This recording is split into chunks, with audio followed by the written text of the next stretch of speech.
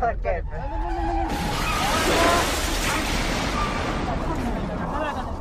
يا اخوي يا ساتر يا الله يا ساتر يا الله يا ساتر. لا يا عم مالك. ما واضح يا اخي الطريق هذا. يا اخي احفر احفر بس تلاقيكم تهربنا احفر.